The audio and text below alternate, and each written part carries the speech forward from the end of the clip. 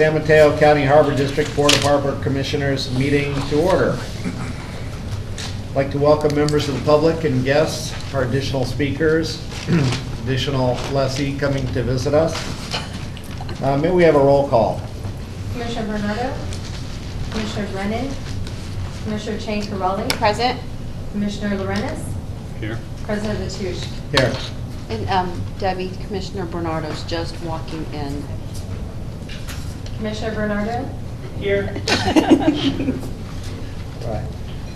This time of the evening when we take public comments from members of the public for items that are not on the agenda. At this point in time, I do not see any speaker slips out. Elected officials and the public, and I might add that the Harbor District was involved in this as well. They provide vital protection for the benefit of wildlife, people, and the entire region. So I'm requesting that our board president direct staff to schedule a special meeting for the board to consider writing a resolution and a letter to be sent to Secretary Ross expressing in the strongest terms possible the district's support for maintaining the protection afforded these sanctuaries. This meeting is to take place well before the closing of the comment period, which occurs July 26th. And I encourage members of the public to also write letters. All right, would we be in order to schedule a meeting now, or since we don't have that on the agenda, we'll have to just call one after this meeting concludes? I think it's your prerogative to call a special meeting, President Mateusz. And just for what date, though? Can we So- set the date now or set it after? We could communicate tomorrow and establish a date for that. All right. Once we poll commissioners on availability. Excellent. Great, thank you. Commissioner Chang-Carelli. Yes, I just wanted to report that I received my certification from the Special District Leadership Foundation for CSDA Special District Leadership Academy, which was in the Napa Valley last week from July 9th through the 12th, and I'll be submitting a report next month recapping that. I've already started it, I just need to finish it. So I just wanted to let everyone know about that, and I thought it was a very good experience, and it's always good to review the reason that good governance is so important for our board, good communications, all of that. So thanks for suggesting that, Tom, but I will be submitting my report in August. Any Thank other you. commissioner comments? All right, moving on to the consent calendar. We have items 1 through 5 on consent. Does anybody wish to pull any items? I do. I'd like to pull consent item 5.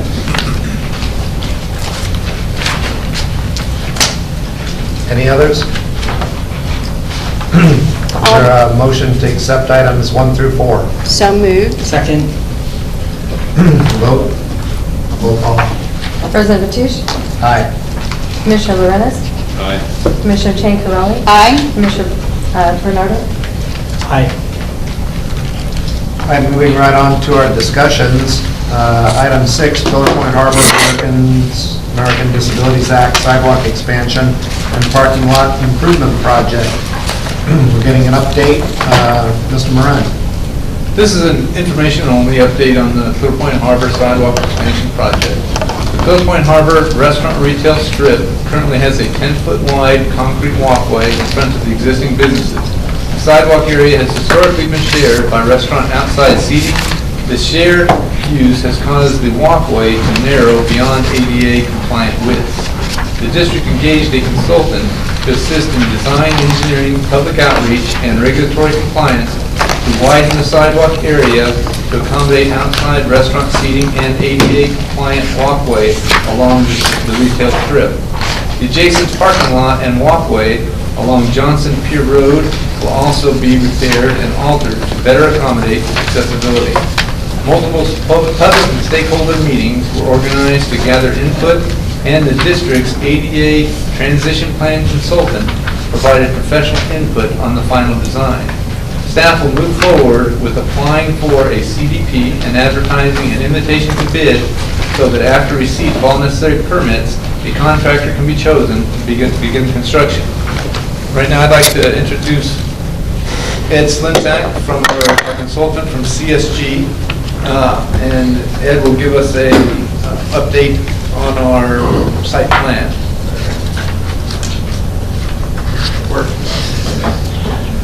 All right, good evening, President and Commissioners. So yes, I'm here to provide an update on the status of this Pillar Point restaurant retail expansion project.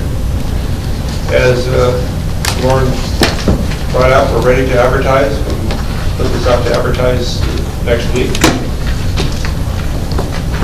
And the opening of the bids is tentatively scheduled for the 1st of September.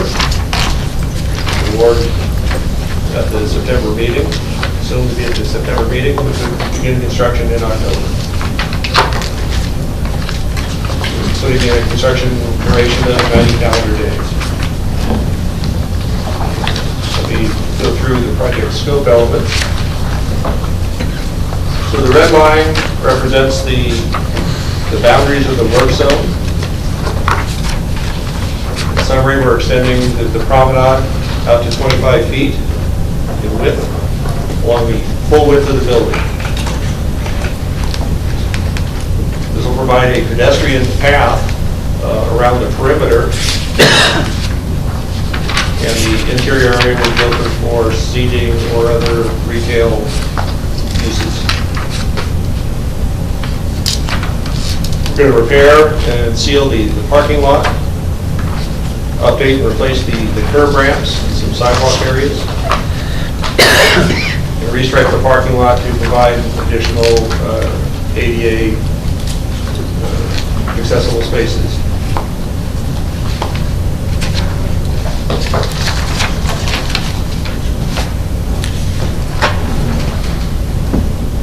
So as I mentioned, the promenade will be widened out to 25 feet.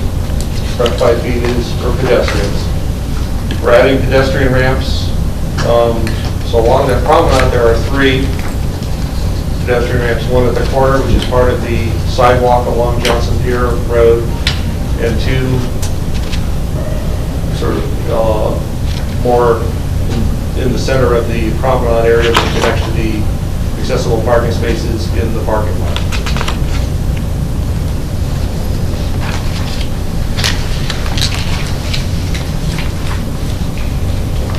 With regard to the parking lot itself, we identified 20 pavement failure areas that severe cracking or depression. So we'll have those dug out, replaced with a thick plug of asphalt concrete. And there'll be a slurry seal, which will be applied to the entirety of the parking lot. This will give it a uniform surface. It will also provide some protection to slow down the aging and the oxidation of the asphalt concrete. And this work will be done in stages because we do have to maintain access to the parking lot to the west. So basically, the top 2/3 will be one phase and the bottom third will be another, so we don't choke off access to that other parking lot to the west.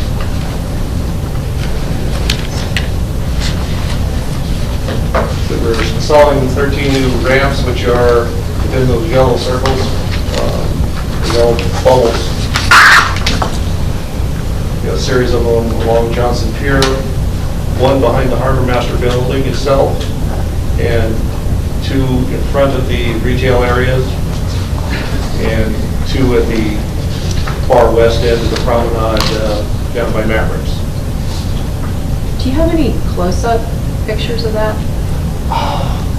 No, I do not. I just didn't.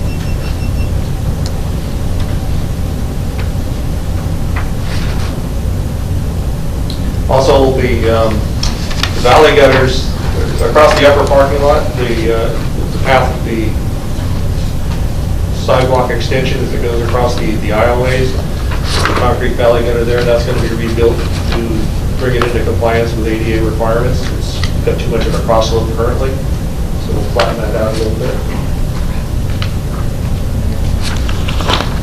And between the restaurant and the harbor master's office, one section of existing concrete sidewalk will be replaced, There's another segment there where you actually end up walking on the pavement surface, and that will be, the curb line will be extended out, so there will be a uniform sidewalk from one end to the other. Which area are you talking about? I'm talking about the, as you're walking from the restaurants towards the harbor master's office, and the first island there right now does not have that's where it's got some gravel, and there's a couple of maritime artifacts there for ambiance. So that the curb line will be extended out in line with the rest of the curves through there, and there'll be a concrete sidewalk across the width of that island. It's about 30 feet in length.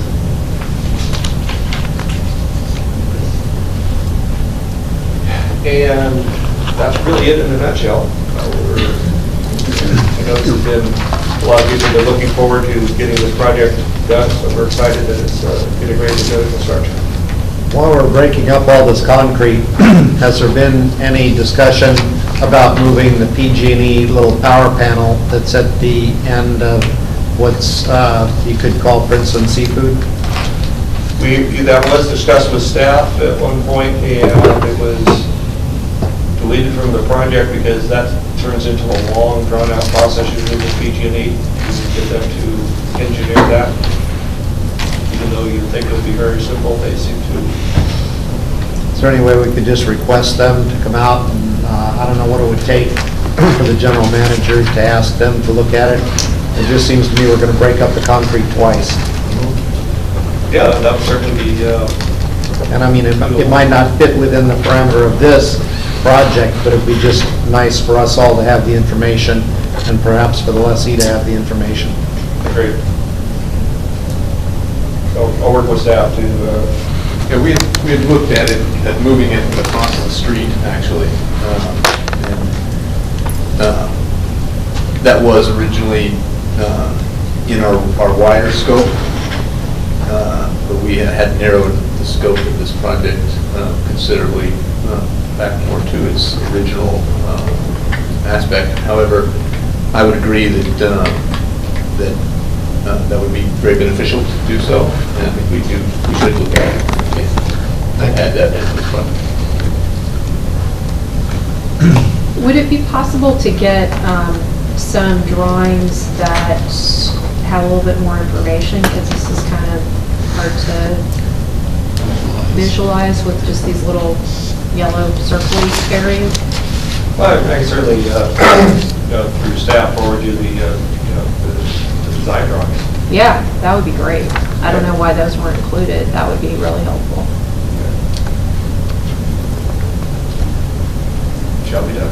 And I agree with Tom that if we could move that electrical thing that's really in the way, it's just always been in the worst. What is that used for, by the way? What is that? I believe that's a transformer. So that's what's taking the 12,000 or 20,000 volt primary power and converts it down into usable voltage ranges, 120, 240, 480, whatever they have in there. So For the whole Pillar Point Harbor, or? I'm not sure what its range is. I would suspect that it services all the retail there and the harbor master's office and the parking lot lights, but that's just supposition without seeing PG&E's drawings.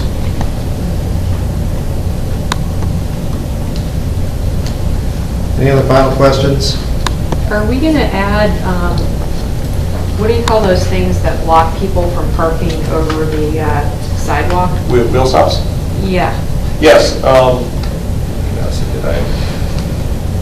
sorry. I jumped off the boat too fast here. So we're talking about the parking stall layout. On the bottom half of that, you see that where we do have parking, we reconfigured the boat trailer parking spaces into normal size parking spaces. And yes, we are adding several curb parking bumpers where necessary to keep people out of that. Something that we will talk about with staff is making sure that they don't, in that drive aisle, don't extend into, onto the pier area. What about the other, it's a bigger problem further down the parking lot? Can we get them off? We can put them anywhere we. What's happened, I think we talked about this at length when we did the site visit, you know, everybody parks over the side, there's a very narrow sidewalk, which is actually a segment of the California Coastal Trail. Yes.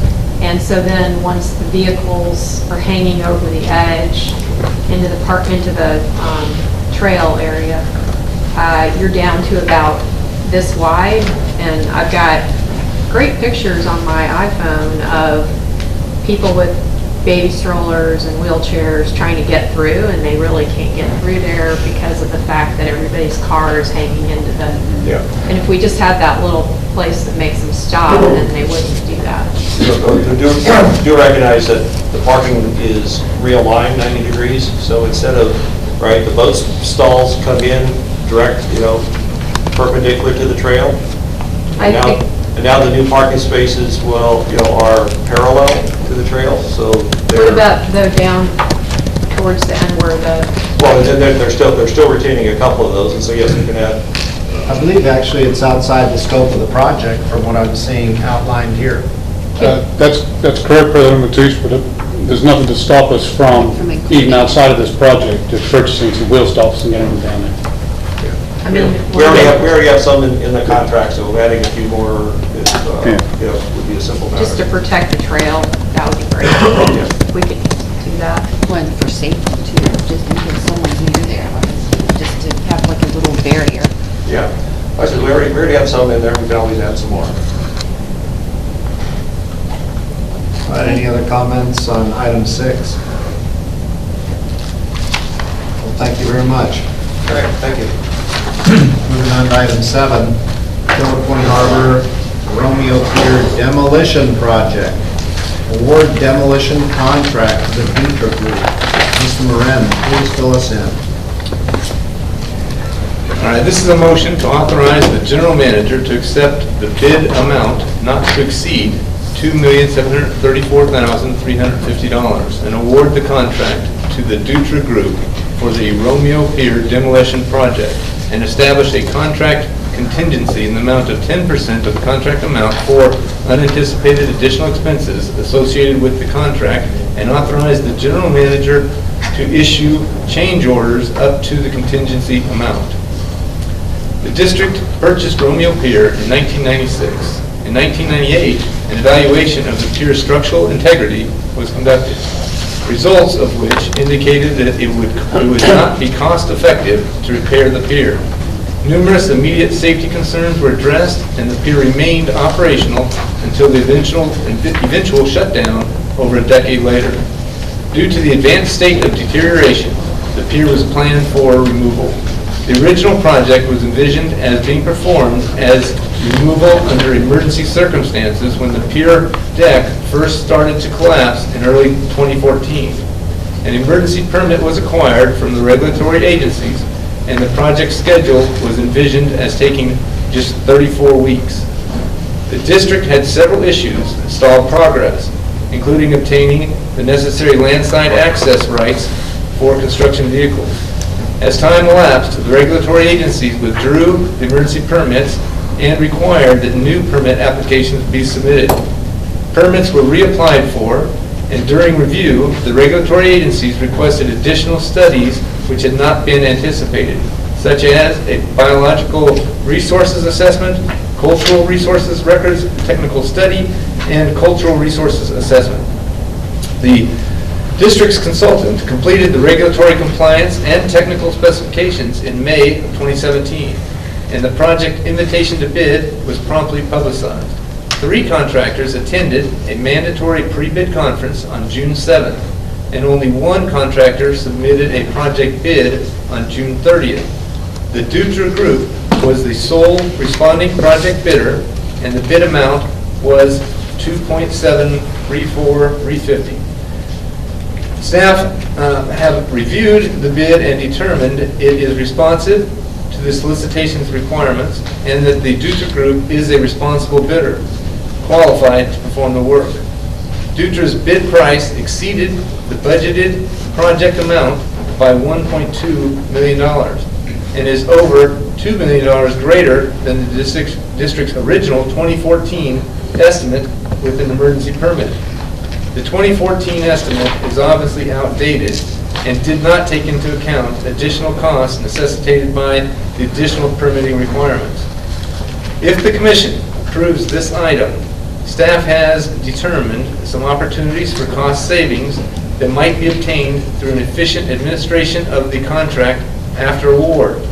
These include timing of the project to work within Dutra's work schedule rather than issuing the notice to proceed at the earliest possible time, reviewing the costs for mobilization and demobilization, and discussion with the Dutra Group regarding the means and methods for performance of the work.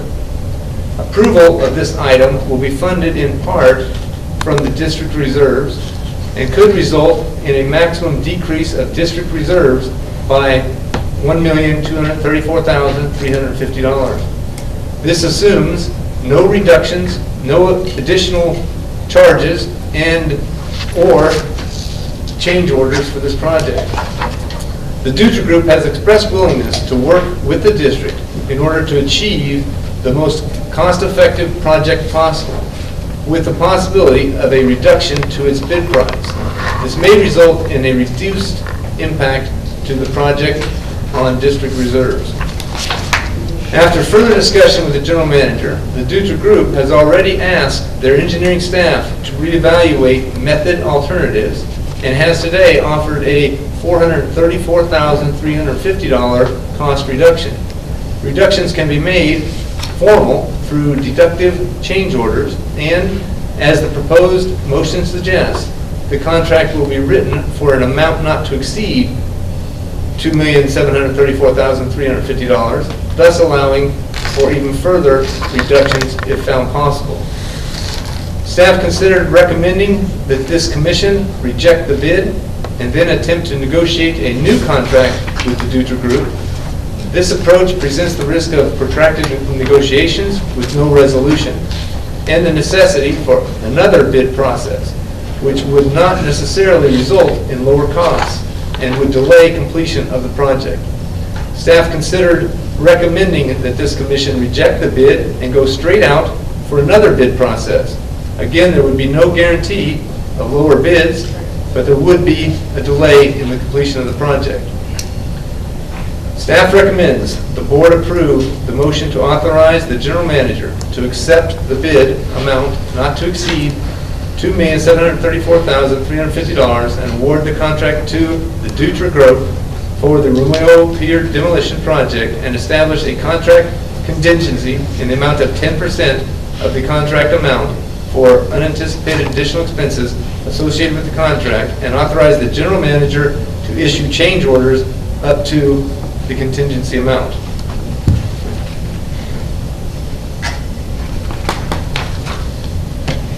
I'm kind of excited personally to see the pier come down and see some progress and be part of the board that takes care of a problem that started a long time ago. So I'm totally in favor of this, but I'd like to hear what my other commissioners have to say. I have a couple questions and some comments. Can I go? Please. Well, I'm not clear on, I understand the cost difference, why it's more expensive, but I'm not clear on several issues. One is, why did only one bid come through? So that's one question. The other I can is... just answer one at a time, that we won't get lost. Sure.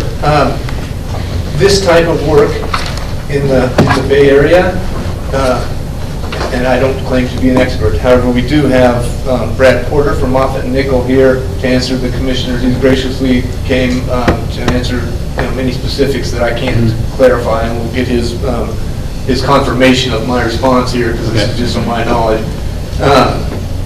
There are very few contractors that are capable, that have the equipment to handle this type of work. And in fact, it is my understanding that oftentimes the few that can handle this work combine their efforts. And in fact, Silverado, another contractor that can do this type of demolition work in the Bay Area, has partnered with Dutra. There were 3 contractors that came to our pre-conference bid and sidewalk: Silverado, Dutra, and another Vortex. My understanding is that those are really the only 3 that can do this type of work. Some specialize in different aspects. Dutra being, my understanding again, is Dutra and Vortex being the ones that have the big scow, the big barges and heavy equipment that is capable of going out to Golden Gate and coming this far south to handle this kind of work. And Silverado being the more of the expert in the demolition of this sort of operation. Silverado was listed in Dutra's bid package as a consultant, so it's obvious that they have combined their efforts in this in their proposal. Again, we did not expect the proposal amount cost to be this much. A $2 million figure was thrown out there on our site walk, for instance, and now we've got it down to, through just very simple discussion thus far, down to roughly 2.3 potentially. Can you tell us how much we've already spent to date on this project? I cannot. I don't have that information at present. We have gone through, again, a very lengthy process with, before my arrival, with, a lot of different studies and condition surveys dating back prior to 2014. I know that. I can find that out for you, but I do not have that information at present. Well, like, how much have we spent on the engineering plans from Moffett Nickel? Again, engineering, condition surveys, all the way back. Because that's been John, it's fairly recent. it's in the staff report, Right. fiscal implications. I don't think that's all of them, though. Okay. Yeah, I don't think that's, I did list in the staff report some of the with Moffett Nickel and us having to come back for monies, but there were actually money spent, my understanding, money spent even prior to Could you to just, that. like, Condition surveys that were give done. us a wild ass guess, just an estimate? Brad, could you, if you'd like to introduce Brad Porter, if you can give us a summary of maybe costs just from Moffett and Nickel thus far? Okay, Brad Porter with Moffett and Nickel. As far as a scientific guess, it's on the order of $100,000 total, including our subconsultants. I think the original contract was on the order of $60,000 or $70,000. That was like 2 or 3 years ago, and then there's those additional studies he was talking about for permitting requests. But I think it's on the order of $80,000 to $110,000, but it's on the order of $100,000 as far as the monies that we received from preparing the plans, doing the permits, and getting us to this point. Thank you. And prior to that, there was a condition survey done, I believe. Well, we've done that in 1998. Oh, and what that was, 1998? Well, I think she was asking the total that we spent. Well, I didn't expect you to go back that far. Okay. Yeah. Well, actually, it's a fair question, because in the staff report, it says that about 95, just under 96,000 was budgeted, but that doesn't answer your question about how much was actually spent. Well, then there was the cost of purchasing the pier. Right. We actually paid for it. Well, but, but I'm just looking at what's in the staff report, so. So I have some more Sorry, I comments. didn't mean to interrupt you. That's fine. Apologize. Where was I? So, first of all, I'd like to make sure that you don't get the impression that I don't like this idea. I agree with Tom, I think it's a great idea, and the sooner we can get it done, the better, just because the district needs to deal with this albatross. But I still have some questions. I looked into the contractor, and, you know, you guys are great. You clearly have the skills and ability to do this. One of my concerns is that we don't have any numbers to compare with, and it'd be great to have a little bit of time to review it before we say, yeah, sure, we'll agree to a maximum of $2.7 million. And my question is, what would be the difference between us agreeing to approve this versus waiting a month, getting the numbers a little tighter from the organization, and then just bringing it back to the board? Would that change anything, other than give us an opportunity to review it a little bit more and get a more tight number? It's gone, and maybe legal counsel could help us as well, but my understanding is, and Steve, maybe you can weigh in as well, but it's gone to competitive bid, and we did receive one bid. My understanding is, if we accept that bid, we can then, through deductive change orders, we can, and the Dutra Group is willing to work with us, we can look at ways to reduce that cost and administer the contract through a not to exceed. And that's what we're asking the board to consider tonight, is a not to exceed amount of versus a fixed 2.7 million. Right. I'd also point the commission to page 7-25. This is a part of their bid package. And the bottom half of that page lists all the work that Dutra is currently doing. The concern would be that the longer we wait, we may lose opportunity. With other projects coming online, we're looking at this and we see projects that are finishing up. We want to make sure that we get in their pipeline, so to speak. I think perhaps Commissioner Bernardo, with the Port of Oakland, can speak to the very competitive work environment for contractors in the Bay and around. And certainly Dutra is currently doing some significant work for the Port of Oakland. But they're also working in Oroville, Alameda. There's about $85 million worth of work on this list, wrapping up by the end of November. We want to make sure that we can get in the pipeline and get the work done. Yeah, I got that. Not that I'm trying to be obtuse here, Understood. but still don't hear why waiting a month. I mean, we have the representative here. You've discussed with them. Do we? No, Because we only have we don't. Moffett We have a Nickel. representative from Moffett and Nickel. Oh, okay, sorry. Not from the Dutra Group. But you've had a discussion with them. Yes, I did and, today. And at least from what I understand, there's a pretty reasonable reduction in the cost. It's not reflected in this not to exceed. The problem with not to exceed is exactly that. It means that you could spend that much. So why not wait a month? I mean, I haven't heard a good reason for waiting a month to get that narrowed down and then just bring it to us to approve. Would that make a huge difference in what happens? That's my question. And that makes sense. I understand what you're saying. And again, maybe legal counsel could weigh in, but there may be an issue with, we may have to reject that 2.7 bid from Dutra if we're not accepting it. Right. And then go back to bid again.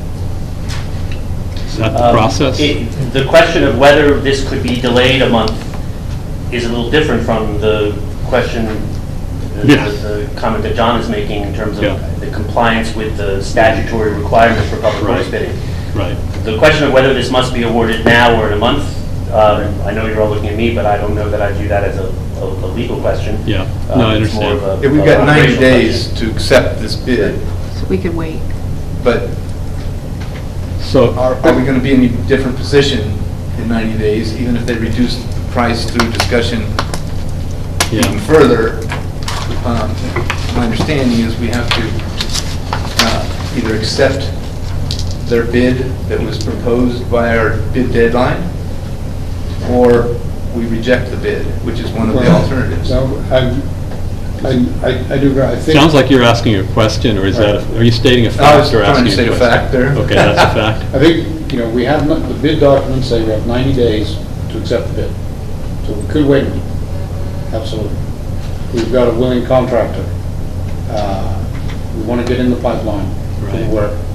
They've already stated the willingness to reduce the contract amount by $400,000.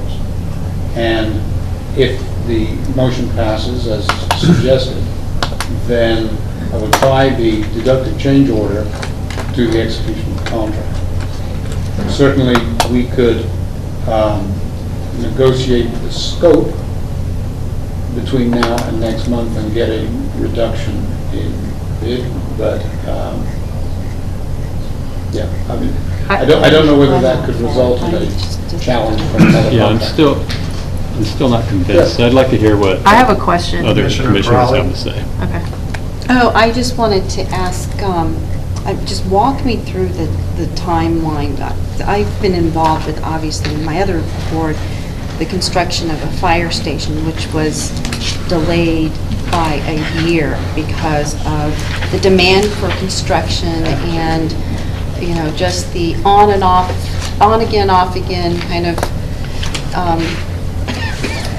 jobs that these builders had, and ended up prioritizing other projects over this fire station in the most vulnerable area of San Mateo County. And so we've got 5 projects between now and the end of December going into February of 2018. And can you walk me through where are we going to be in this queue, if you will? Our understanding is that they're very large scale that is capable of coming in and doing the work very effectively and efficiently, may be available November. Of this year? I'm sorry? I'm sorry. The very large scale that can do the Very large work scale. may be available in November. There was discussion about means and methods. Currently, the project is looking at using smaller barges and taking them nearer shore and developing access to those to offload into trucks to transport. If waiting until the end of the big Oakland dredging project, there will be a big, bottom dump scow that they could put the entirety of the pier into and then tow that around and into the bay. I think the biggest issue with this is that if we get too far away from awarding the contract based on the documents that were issued, the bid was received, then there's a possibility of a challenge to the award based upon different conditions. So we would recommend that based on this bid received today under these conditions after this invitation for bid, that the board elect to either award or reject. We could make findings that if, as it says in the staff report, that if the board rejects the bid, that we could then make findings that the Dutra Group was the sole available contractor and would be able to negotiate a contract. But the cleanest way legally to keep moving forward with this project is to award the contract in an amount not to exceed the $2 million. Maybe I will try to chime in for one thing that may be of help in trying to get to your underlying question, is to just point out that the fact that Dutra was the sole bidder does not mean that it was not subject to a competitive process. It did not know it was the sole bidder at the time it submitted its bid. Mm-hmm. So there's a difference in the way the case law treats the bidding process between a single bidder and a sole source where there's no competition in the first place. Okay. So there is from some perspective, it signed a non-collusion affidavit swearing under penalty of perjury that it didn't arrange with anyone else to apportion out the bids in some fashion, and so its bid, from its perspective at the time it submitted a bid, was a competitive bid. So there's some, the purpose of the competitive bidding process is satisfied despite there being only one bid. I don't know if that's responsive to your question. Yep, I didn't realize that's the way the process worked. Commissioner Brennan? Thanks. So, while I wish we had gotten this done a couple years ago, we haven't, and I was definitely really shocked to see how much more expensive this was than what we had estimated, and I guess I just, from a business perspective, don't understand why we would want to say not to exceed 2.7 plus million. Because that, if you say that you're willing to spend that much, then any business owner is going to want to go up to that point and make as much money off the job as possible. That's just how businesses work. I mean, they're for profit, they're not nonprofit. So it just seems to me that if we are going to get a reduction, which I think is great, and I would like to see it be under 2 million,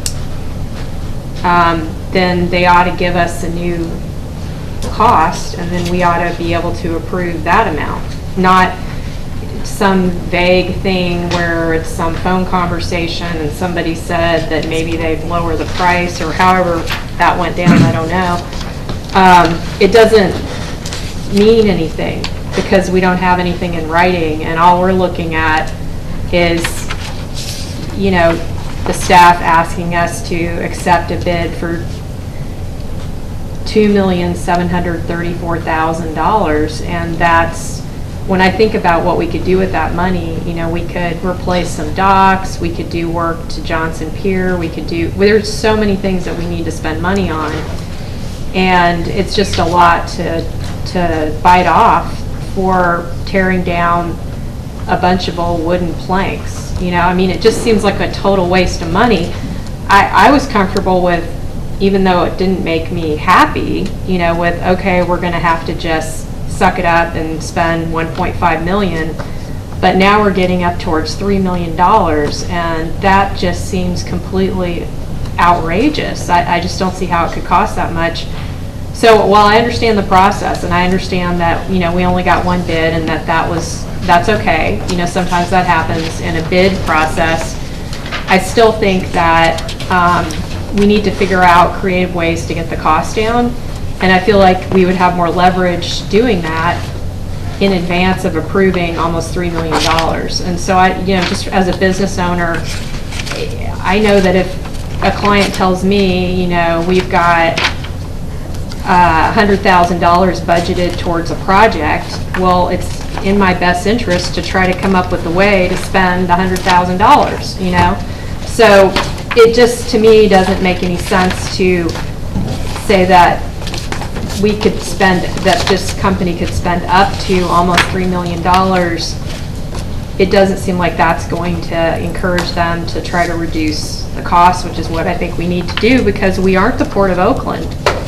We're just this little special district that doesn't have a lot of money, and all this extra money is going to come out of our reserves, and we're already spending down our reserves like crazy. So, you know, I just don't feel comfortable with this. I think we can do better. I definitely want to do the project and move it along as fast as possible, but if we could have an extra month to have them come back to us with an actual number, not just some vague thing about how they're going to try to reduce the cost, I would feel a lot more comfortable with that.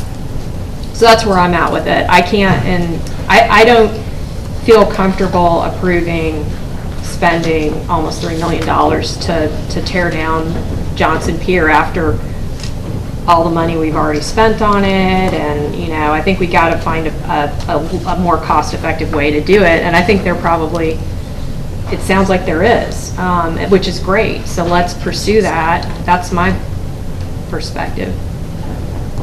Well, I'd say I've been involved in rebuilding projects, in remodeling projects. I've been involved in new construction projects, and waiting only gets more expensive, and there's more change orders, there's more problems.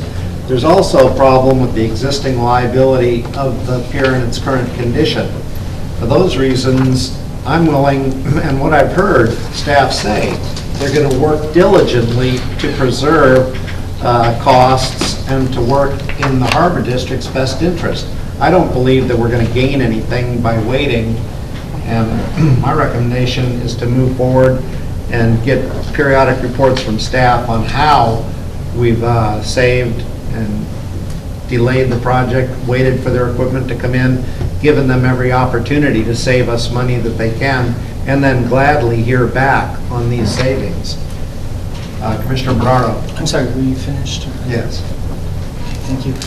A couple things. Since Steve mentioned my name, there is a competitive bidding process that's very much at the forefront of my mind. And I'm familiar with this because at the Port of Oakland, we issue bids weekly, both at our airport and our seaport, whether it's runway repaving or it's tearing down doing entire grade separations in our seaport for trucks. And sometimes there is only one bid, and you have to sole source sometimes. But it is a fair process. There is a process. I'd like to follow this proper bid process, and I'm going to support accepting the bid. I want to talk about the pricing real quick. The contractor sets the price, and that's usually based on market conditions as well as the type of work. Because this type of work is unique. I mean, it's not like there's 18,000 companies that do this type of work, and so the pricing is usually in accordance with the specialty of the type of work and the demand. You know, as you can see the list of projects they're working on. So I agree with President Mateo on everything that he said, and I would like to just add what I said on top of that. So I would like to just move this forward. I'm going to vote to move this forward. And I have one last comment that I'd like to make, which is I appreciate everything everybody said here tonight, and just want to restate that I absolutely support the demolition of Romeo Pier and moving it forward as fast as possible, but I'm not going to vote to approve spending up to almost $3 million when we're actually trying to get the price down. It just goes against my business experience. Call for the question. Is there someone like to make a motion? I'll move to authorize the general manager to accept the bid amount of $2.734. Up to. Well, that's not what this says. Understood. The conditions have changed since. Okay, up to $2,734,350 and award the contract to the Dutra Group for the Romeo Pier demolition project, and to establish a contract contingency in the amount of 10% of the contract amount for unanticipated additional expenses associated with the contract, and authorize the general manager to issue change orders up to the contingency amount. Second. Roll call. Commissioner Brennan? No. Commissioner Lorenz? No. President Matoush? Yes. Commissioner Chankrell? Aye. Commissioner Bernard? Aye.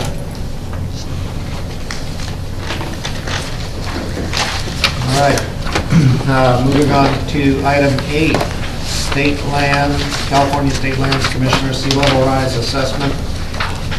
May we have a staff report from Mr. Moran? This is a motion to authorize the general manager to issue a task order to Moffett and Nickel pursuant to an on-call contract with the district for an amount not to exceed $53,900 to conduct the required California State Lands Commission sea level rise assessment. The sea level rise assessment is required by the California State Lands Commission. Conducting the assessment in a timely manner is consistent with the district's goal to remain compliant with all statutes governing granted land trustees.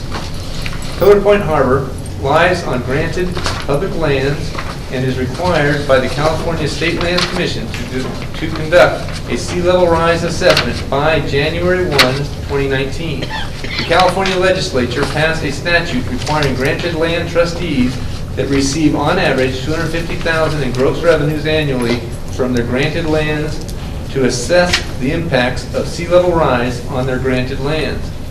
The assessment includes maps showing the areas that will potentially be impacted during 100-year storm events and areas that may be affected by sea level rise in the years 2030, 2050, and 2100. It must also include the financial cost estimate for repairs, lost use, and measures to prevent or mitigate potential damages. A description of how to potentially protect and preserve the natural and man-made resources is also required. The district has, pursuant to a competitive process, entered into on-call contracts with a number of engineering firms that are now on the district's bench of available consultants. District staff reached out to 3 pre-qualified firms to provide proposals for this required assessment. All firms were given the same detailed information about the criteria for meeting the requirements for this assessment as provided by the California State Lands Commission. Pursuant to a request for proposals, response evaluation from qualified firms to assist the district in conducting a required sea level rise assessment, staff recommends the board authorize the general manager to issue a task order to the highest ranked firm, Moffitt & Nichols, for an amount not to exceed $53,900. I have a question about Yes. that. So you said there were 3 firms, Yes. and what was the range in the, I mean, I understand this was the least expensive, right? Yes, we reached out with the same information that is required from California State Lands to Moffitt & Nichol, the winning bidder, and then to Cowie and to GHD. The highest bid was $169,000 for this. Who was the 169? GHD. And Wow. the lowest bid was Moffitt & Nichol at $53,000. What was Cowie at? Cowie was at $69,022.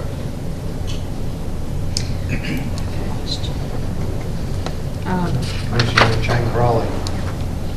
Just a quick question regarding the staff report, which I think is very informative, but I was wondering if there's any way that we can like, put a little summary grid of where our bidders were, because we have just the information from Moffitt Nichols, but I also think that, unless I'm missing something, I think that the public deserves to know, what the range was, and if there's anything to add into the staff, like a little chart, like a little box in the future. I mean, it's... I understand, and, obviously, the question was asked, so I did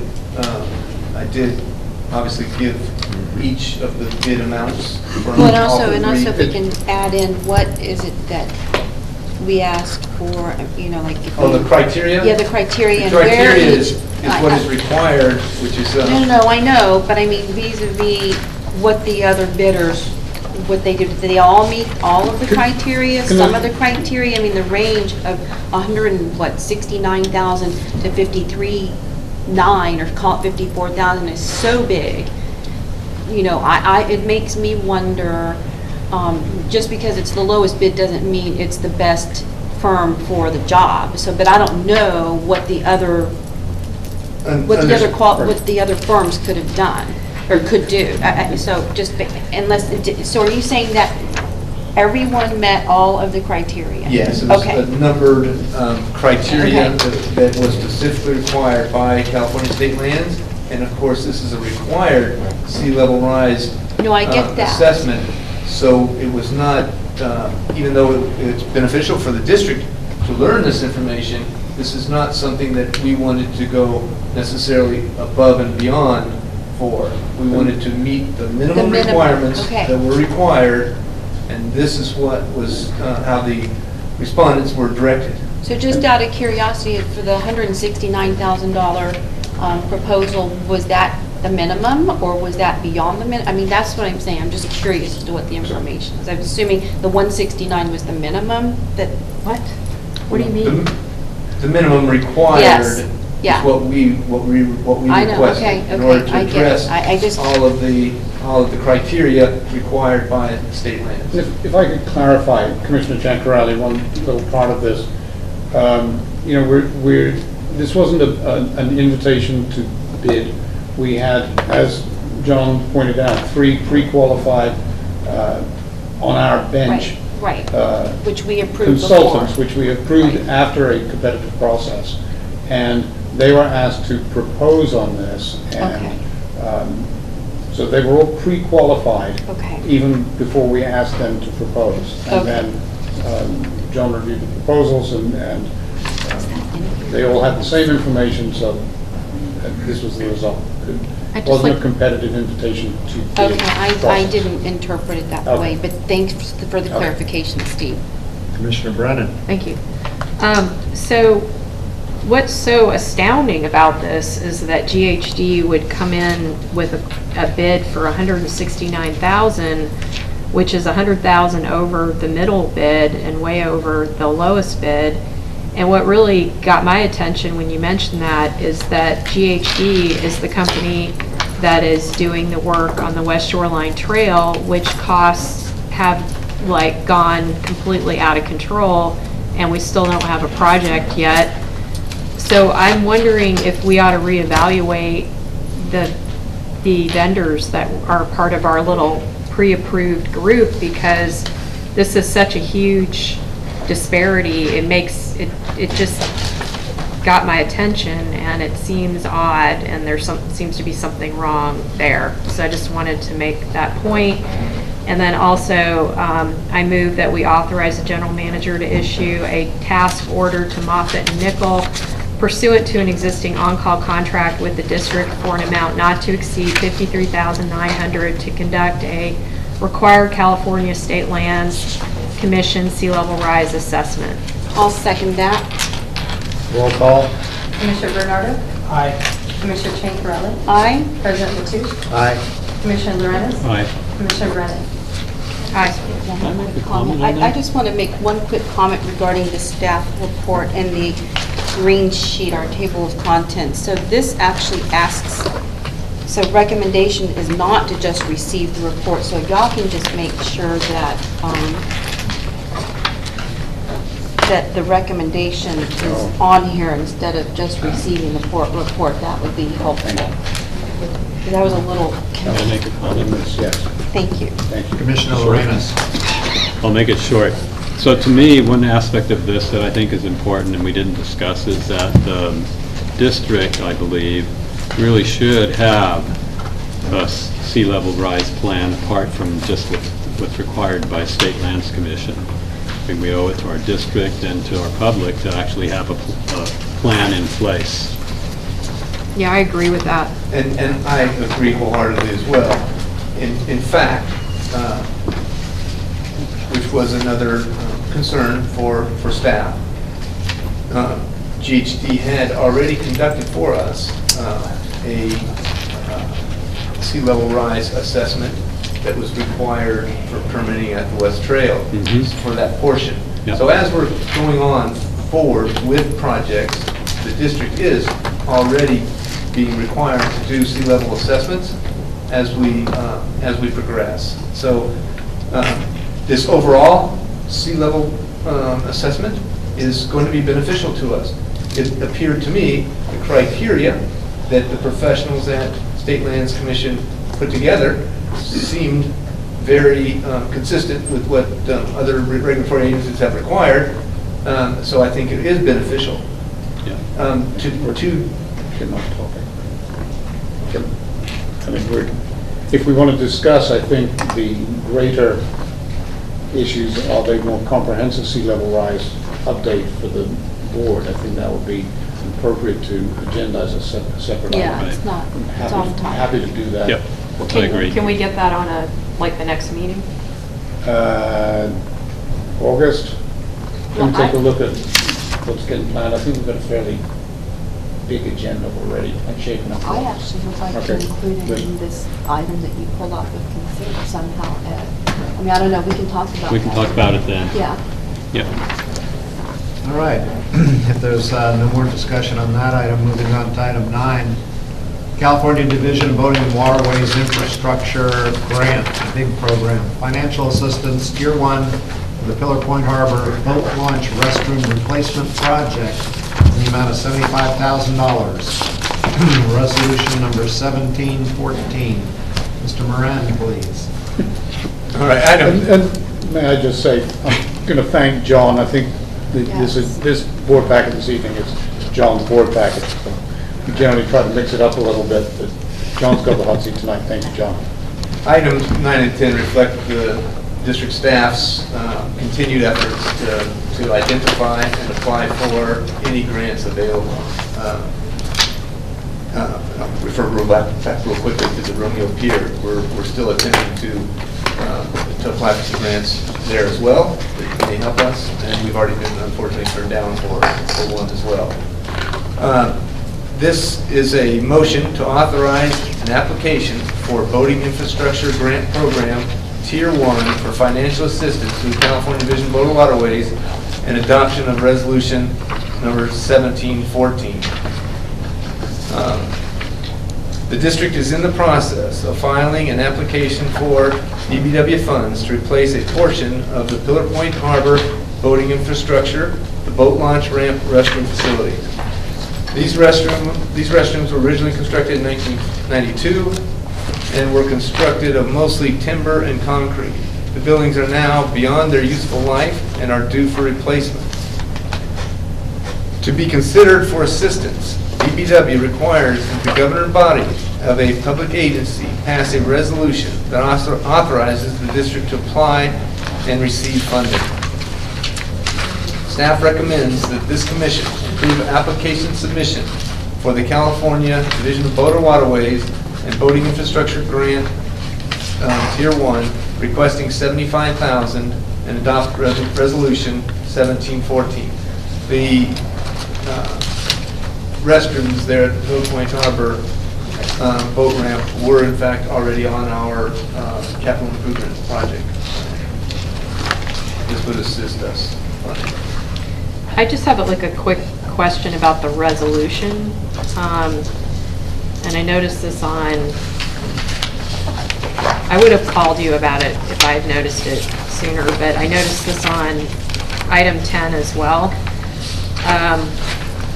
On the resolution, in the first sentence, there's the word desirous. And I'm wondering if we could change that to a different word. That's just like that. I'm not sure that's a word, or if that is a word, it probably shouldn't be a word. But like, couldn't it say something like, would like to improve, or something along those lines, versus the word desirous? The DBW provided the resolution language, Commissioner Brown. Desirous? Really? Yeah, I believe it to be a word. It is. It's a word I've used in the past. It is a word. It is a word. It's kind of a dorky word. It's really it's a word. poorly written like that. Okay, well, if they're happy with that, you know, it doesn't matter to me that much. All right, well, I did have a couple other questions. I'm really happy that we're going to improve a restroom, so that all looks great, but I'm a little concerned about the fact that we're continuing to do things in a piecemeal way, because we're obviously still lacking a master plan, and we don't even have a strategic plan yet, so we certainly haven't gotten master plan process. But, you know, we do need a public restroom at the RV lot, which is next to Surfers Beach. So, you know, we desperately need to have a public restroom facility there. The public expects it, and people are using the bushes, and that's never good. And then the other issue is that we also need a restroom at the West Shoreline Trail, which right now is just a, what do you call it? Porta potty. Porta potty type of deal, and it's also nicknamed the nastiest head on the coast. So we want to you know, kind of get on these 2 other locations as soon as possible, I hope. And it'd be nice if we were, you know, if we were bundling things, we might be able to get more grant money for projects. It's just a thought, so I wanted to mention that. Any other commissioner comments? I'll move to authorize the application for voting infrastructure grant program Tier 1 for financial assistance through the California Division of Voting and Waterways, DBW, and adopt Resolution 1714. I'm desirous of a second. Second. Thank you. Roll call. Commissioner Bernardo? Aye. Commissioner Brennan? Aye. Commissioner Chancarelli? Aye. Commissioner Lorenz? Aye. President Mateo? Aye. On to item 10, California Division of Boating and Waterways Boating Infrastructure Grant, the big program. Financial assistance Tier 2 for the Pillar Point Harbor Johnson Pier H dock replacement in the amount of $1.136250. Resolution number 1715. I hope we're not wearing you out tonight. Staff report from Mr. Moran. Again, this is reflective of staff's efforts to continue to identify and apply for any grants available that can be applied toward capital improvement projects that the board has already approved. This is a motion to authorize an application for boating infrastructure grant program Tier 2 for financial assistance to California Division of Boating Waterways and adopt resolution number 17-15. The district is in the process of filing an application for DBW funds to replace a portion of the Pillar Point Harbor boating infrastructure, the Pillar Point Harbor H dock. The existing 32-year-old dock provides approximately 50 slips for both commercial, recreational, and historical vessels, and is a vital component of Pillar Point Harbor. Due to ongoing deterioration, the H dock was assessed in 2014 to have exceeded its service life and is in need of replacement. To be considered for assistance, DBW requires that the governing body of a public agency pass a resolution that authorizes the agency's staff to apply for and receive funding. Staff recommends that this commission approve application submission for the California Division of Boating Waterways Boating Infrastructure Grant Tier 2, requesting $1,136,250 and adopt resolution 17-15. So I have a question. Commissioner Lorenz. To me, I totally agree we need to do these projects. It makes complete sense to me. Because anyone that's gone down those docks knows that this is one of many that need to be repaired. And so it's great that we're asking Boating Waterways for funding. The question is, that area also has a fuel dock and an ice machine, and all of those areas need refurbishing. And when you go to Boating Waterways and say, I have this problem, it's a dock, and it's attached to something else that has a problem, and so you ask for money for this piece, and then you ask for money for that piece. Is that a better approach than saying, here's a plan for refurbishing the harbor, we want to do this, the pier, the dock, we want this much money to do all of this, or at least some portion of a greater project that presents a larger picture of what the district wants to do? You know what I'm asking? I understand exactly what you're saying, Commissioner Lorenz, and I would agree with you. That would make sense. The fact is that there are numerous grants available with limited funds, and those amount of funds that are approved annually. Right. So it would be great if we could put together an overall strategic plan and apply for some sort of a huge grant that would potentially cover it, and we'll continue to look for such things. But at present, we believe that this amount is potentially realistic for us to be able to get this year from Division Board of Waterways big grant. So you answered my question. The kind of underlying question was, would it help you if this commission came up with a strategic plan which you could use to apply for grants of that nature? Master And you plan. answered the question, so thank you. The other thing is, the fuel dock is the responsibility of the lessee, not the Right. harbor district. Right. Just a little bit extra, because I've worked with big grants before. Yeah. They have a performance timeline. So we could not get a big grant, even if there were funds available within this program, we couldn't get a big grant that we implemented over 6 years, for example. Right. Because they require the performance within a certain period. I think it's 24 months. We have asked our consultant who's looking at this project, however, to take a sort of slightly elevated view of what we have got out there and what we might be looking for in future CDP applications. So when we do CEQA and CDP, we've got, here's the CDP application for HDOC, but just so you, Coastal Commission, know, this is part of this, and we'll be coming back with future coastal development permit applications. When we get a little closer on that, we'll be coming back to the Commission for a review and discussion of that. So I have a question. When we approved the engineering for HDOC, one of the things that I remember John saying, because I was concerned, I don't remember where we talked about this, but I was concerned that we were not taking a programmatic approach, and the Coastal Commission always prefers a programmatic approach. I think as does Division of Boating and Waterways as well, even though the grants might be for part of a program, not all of it. It's still helpful to anyone that's considering providing a permit to our district or providing grant funding to our district to see a programmatic approach to projects. But it was my understanding that there was going to be a look at what the cost would be to replace all the docks, but it was going to be a rough estimate. Did we get that back yet?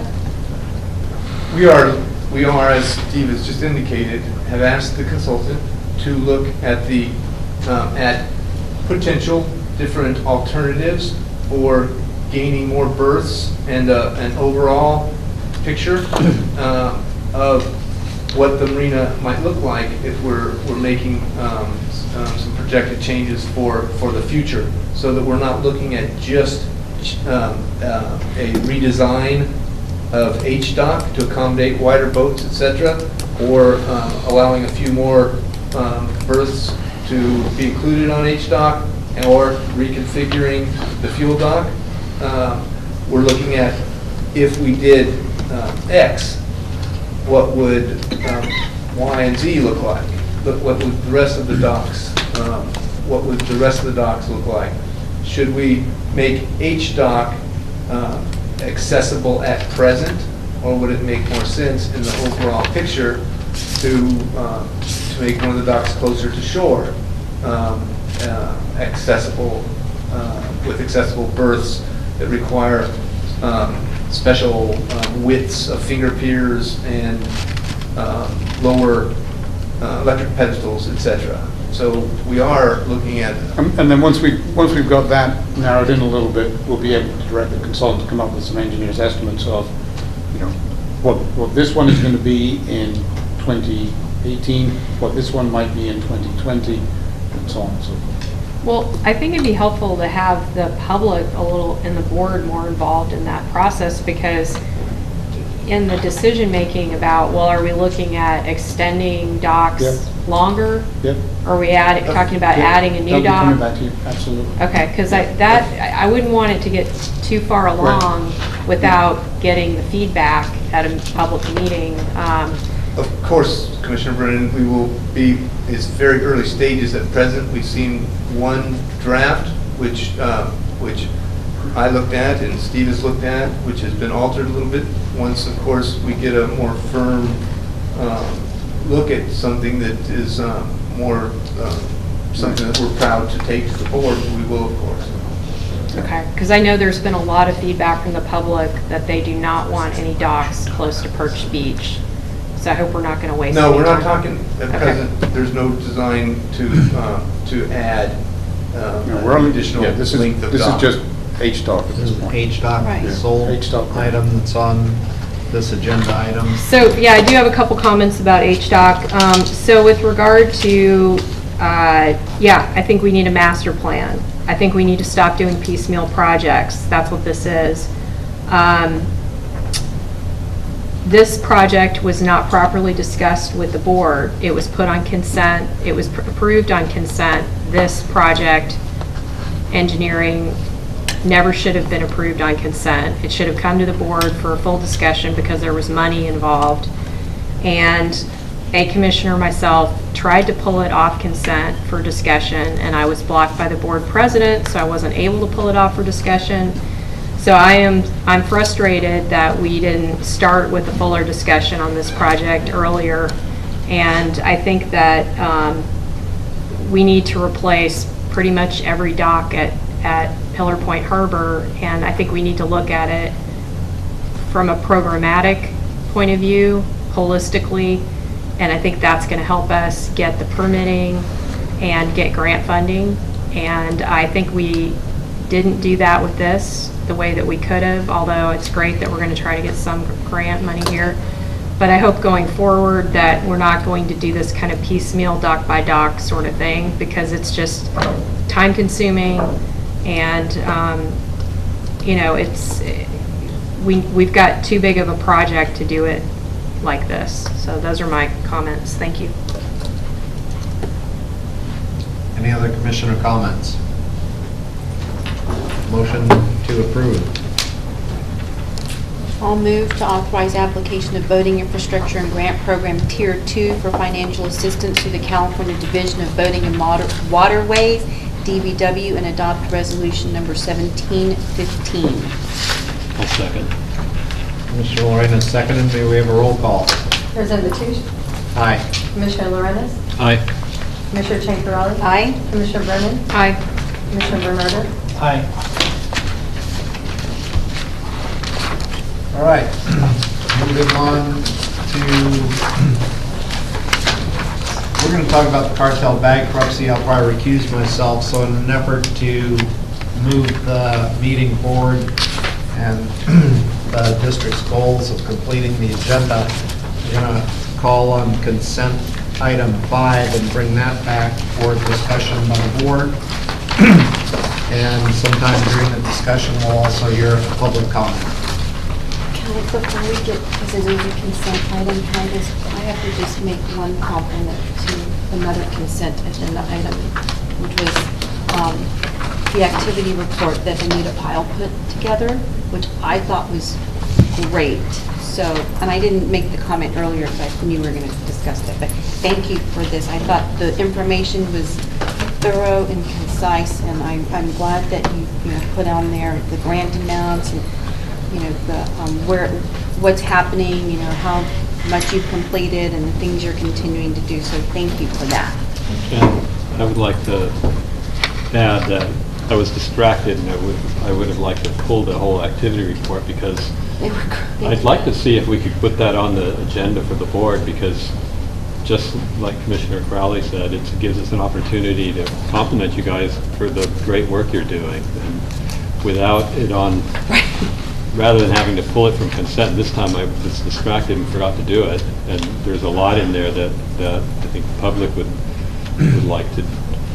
Yeah, I agree with that. So I agree too. So you've got 3 commissioners who all would like to see the activity reports on the regular agenda. Well, I mean, I don't know. I We need to see disagree, it on the because I think regular. I that don't think people, we need to see that on the commissioners and the regular public agenda. have the ability to read a staff report, and Yeah. if there's something that stands out, but why have someone read a report that's in our board packet?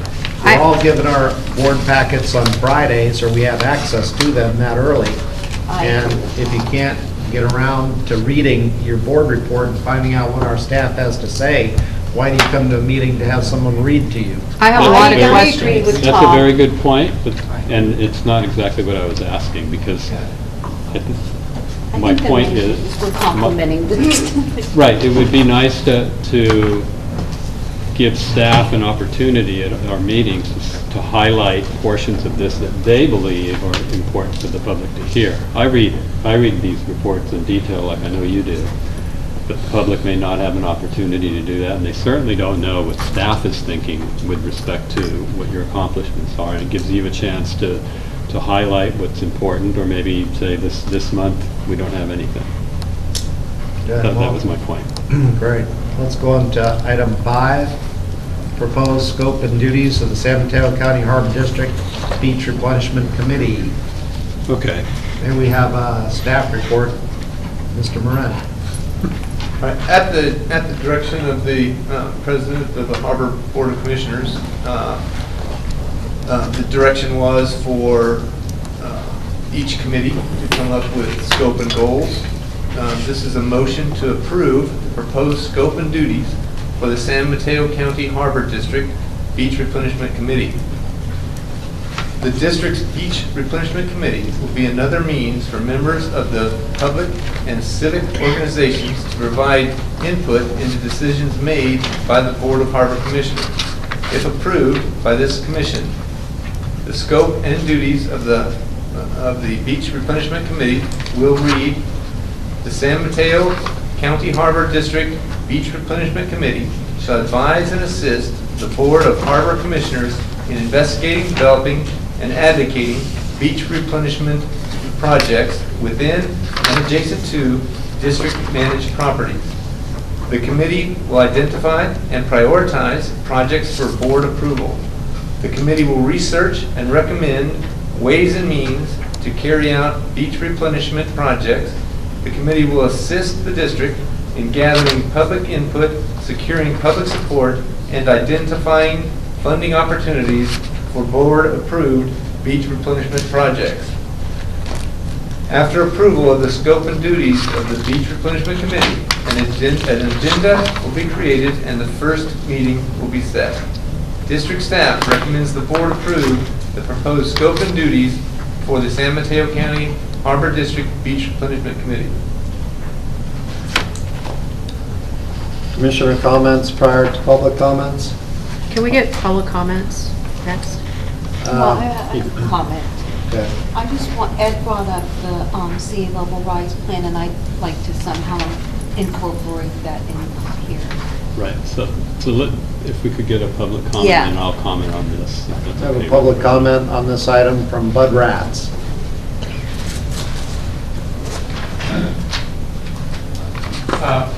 First of all, I have my hearing aids, and I'm having a hard time hearing people when they're turned up full, and I've done a poll in the audience, and it's very difficult for us members of the public to hear the commissioners' comments on what they're saying.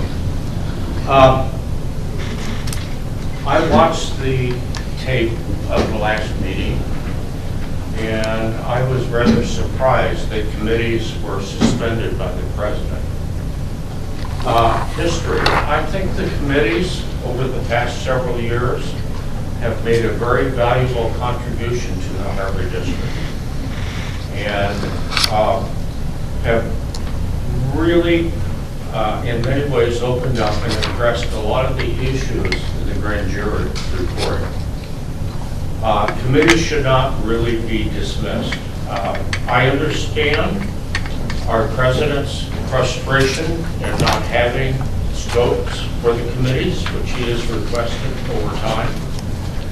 But I was surprised tonight that on the agenda, there was not a scope for the Finance Committee. The Finance Committee has had a scope for over a year. And I just don't understand why it was there. Secondly, the president said that he was suspending committees. And I don't, under the bylaws of the commission, I don't think that he has the power to do that.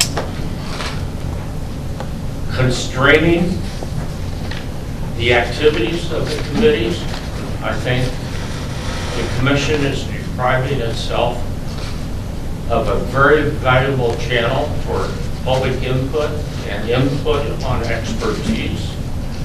And I think that having committees and an acting committee structure would greatly benefit the commission. And I think addresses many of the transparency issues that were raised in the grand jury report. So I would encourage you all to do whatever is within your individual powers as commissioners to strengthen the committee structure of the Harbor District. All right, Commissioner comments regarding item 5. Okay, I'll go. John, I'd like to thank you for writing this. It's a good starting point. I'm going to vote to not approve this, but to take it to our sand replenishment committee and use it as a starting point for discussion, because I'm not comfortable writing the scope without public input and also without input from the commissioners at this point, because Commissioner Crowley has a point that there is a possibility to expand the scope of this committee to something a little bit larger. Any other commissioner comments? I have a few comments. Thank you. I'll try to talk a little bit louder. You know, it'd be great if we could get microphones here. Maybe they even have them. We could probably borrow some or something. We need to look into that, yes. Yeah. Okay, because I want to make sure the public isn't straining to hear us. I know how frustrating that can be.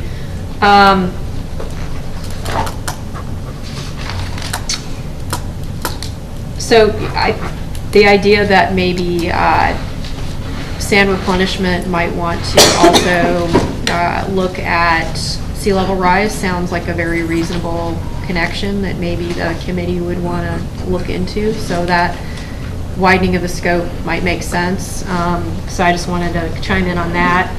And then the other thing is, I think that since we have a chronic water quality problem at both Pillar Point Harbor as well as Oyster Point Marina, that we really need to bring back the Water Quality Committee. And if no one else wants to volunteer, I would volunteer to be on that committee so that we could get it going again.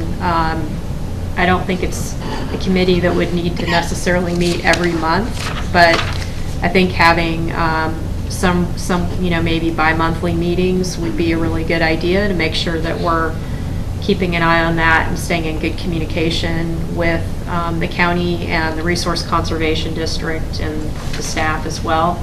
So wanted to mention that. And then I do agree with Mr. Ratz. I don't believe that the board president has the authority to block the committees from meeting, although I do understand he's frustrated. He wants a scope for committees, so I hear that. But I think that my understanding of the board president's role is that the board president picks people to be on the committees, and at present we only have one active committee, which is the Finance Committee, and it would be great if we had other active committees as well. So I want to thank the staff for the energy that they've been putting into the Finance Committee. We had a really positive meeting at our last meeting. So I'm looking forward to learning more about what this committee may become. Thank you. I'd like to correct the record, so to speak. Although my initial comment was to suspend the committees, anybody that watched past that first sentence would see that we agreed to further our scope and develop the scope because we've set 3 to 4 deadlines to do this. And when we first sat down with well intentions to put down, we said, well, all the committees are going to have scope and it's going to be approved by the board. And at this present time, there is no scope approved for any committee that exists at this point. So not for any committee. And I look forward to everybody, the Finance Committee coming up with their scope. We've got a number of different committees that can come up with scope. So if there's no other comments, perhaps we can have a, okay, go ahead, Commissioner Corrali. I actually, I support this because I think, Ed, that, and Robert, the sentence where it says the committee will identify and prioritize projects for board approval is broad enough to include, you know, any kind of possible study for sea level rise that y'all want to discuss. So I think that to get the committees going, I think this is an important committee, and we've made great strides. At least I thought when I was on the committee, that if we have something going, the committee can kind of within this framework get public input and actually start having discussions. So I'm going to approve this motion. Or Any other vote to comment? approve it. So is there a motion for item 5 to approve? I'll move to approve the proposed scope and duties for the San Mateo County Harbor District Beach Replenishment Committee. Is there a second? You're not okay, fails for lack of a second. All right. And with that, I'm going to turn the meeting over for item 11 to Vice So President. just to make it clear, the Beach Replenishment Committee is still suspended because there's no scope. Is that correct? No, it's not suspended. All committees are just, if you go back and look at the meetings, we amended it and said the committees will need to develop Develop a scope. their scope and bring that scope back to the board for approval. Okay. And one last comment, if I might make, is while the Sand Replenishment Committee has not been able to meet for various reasons, I'd like to point out that staff has continued to do all the work that committee is chartered to do, and I appreciate that. I'd also like to point out that the Finance Committee has appointment to have a second meeting with the auditor, which was the auditor's idea, and that needs to happen. So the Finance Committee needs to, I don't think the auditor's ready to have the second meeting yet, is that correct? That's correct. But that's upcoming? Yeah. So whenever it is that the auditor is ready, we want to make sure that we accommodate the auditor's schedule. So I just wanted to make sure that the board was aware of that. And I'm recusing myself for item 11, discussion. Great, thank you. So item 11 is, I guess, an update on Cartel Management Inc. bankruptcy case 217BK 11179BS. And I think this was put on the agenda by Commissioner Brennan. I don't know if you want to start off, kick this off, Sabrina, or if Steve wants to. Yeah, because I don't think he has anything. Oh, okay. To add. Please, go ahead. Thank you. So we haven't talked about this in a while, and so I wanted to kind of do a check-in, make sure that the board was aware that as emails are coming in to me from the public via public records requests, I'm making sure that they get into the public record. So you have 2 attachments, or they're on the online agenda. You can find both attachments for this item, which contain emails which have been provided by the public, which they've obtained via PRA requests from the district, with emails relating to the Harbor District's 5-season permit with Cartel, and then also some of the emails are about previous permits. So just wanted to make sure that the public knew where to find those emails on the Harbor District's website. They are linked with this item. And you'll note that there are some underlying sections in one of the batches of emails which were brought to my attention, which seem to indicate that Mavericks Invitational had asked the district to be sure to include them on the permit, which they were not included on. So I just wanted to make sure that everybody knew those emails were available. Then I also wanted to mention that today I was provided with the district's response to what is a Rule 2004 examination request from the bankruptcy attorneys representing Cartel. So this was a Rule 2004 examination request that came in to the Harbor District for records that the Harbor District has. And I asked for these a few days ago, and I got them from our general manager this afternoon around 3 o'clock. It's about a 75-page document, which all 5 commissioners were sent via our general manager. I don't know, it didn't say this was a confidential document, so it doesn't appear to be a confidential document. Is that correct? That's correct. Okay. And Can I make a comment on that? Because I did look at it. Yeah. It came in kind of late, but I had a look at it, and I realized that when these documents are provided to outside forces, other legal firms, that it makes sense to give them documents that are just photos or picture files in the form of a PDF. But it would be much easier for us to digest them if they were searchable. And without, my computer doesn't have, I know that you can convert, there's programs from Adobe that will convert the photo text files into actual searchable text, but my computer doesn't have access to that.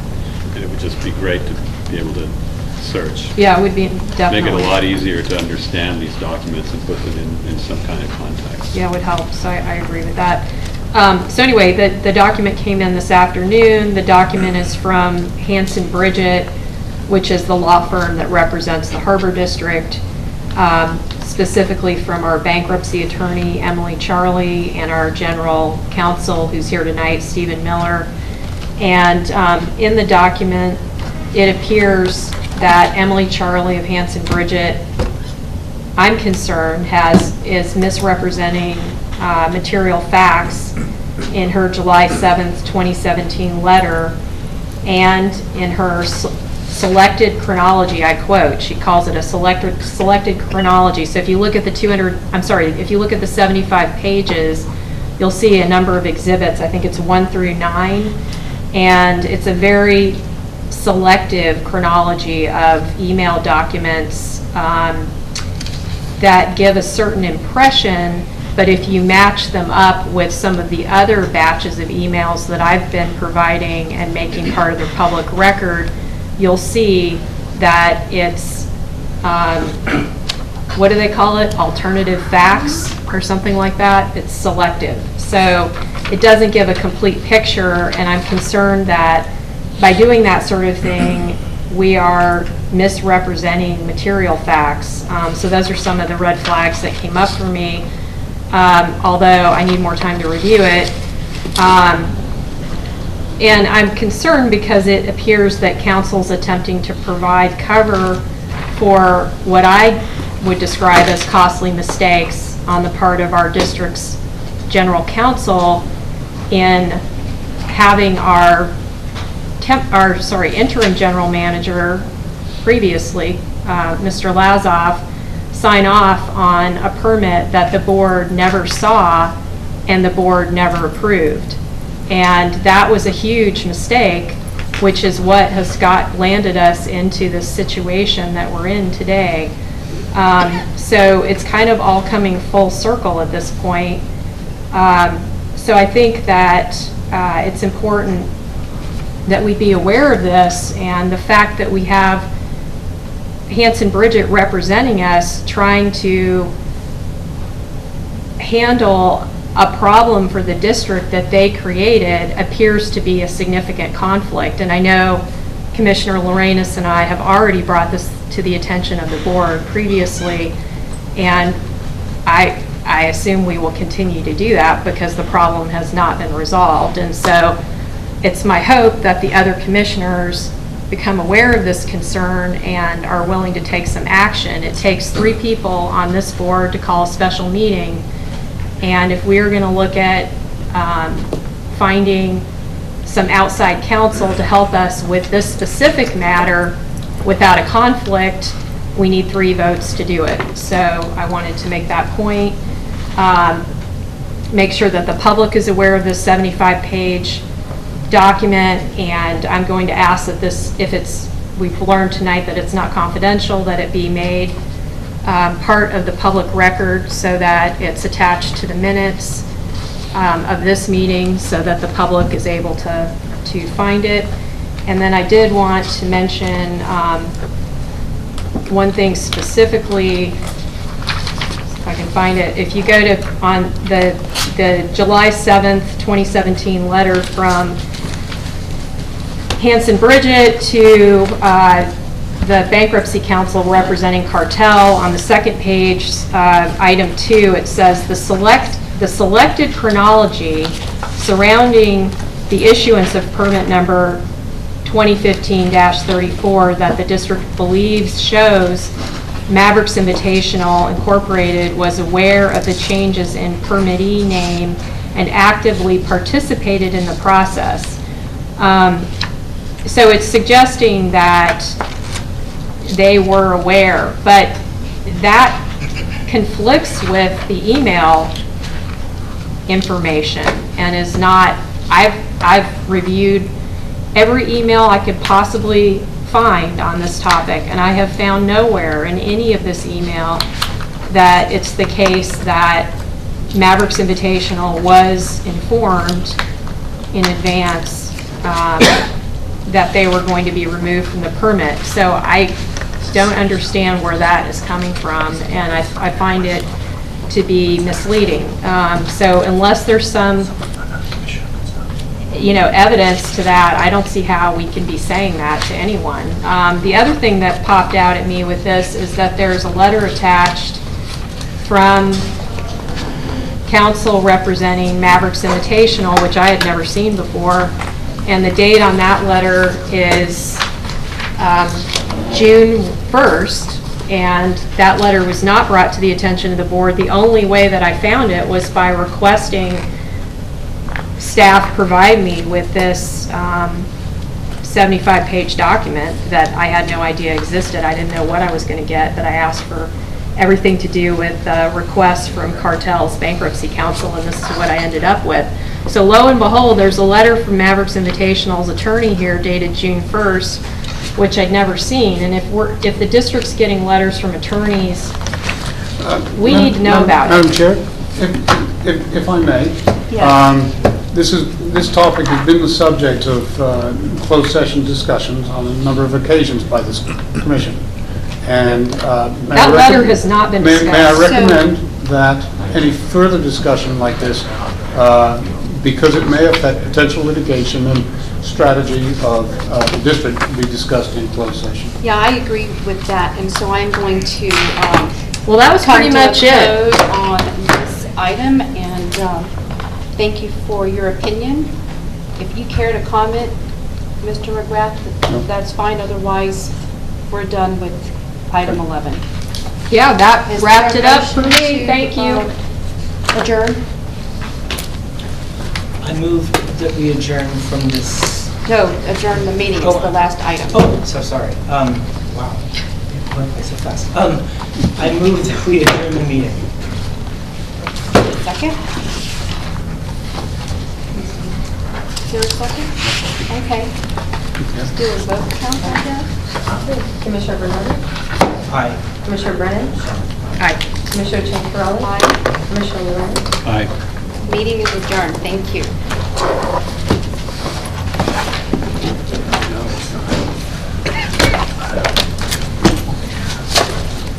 John, thank you.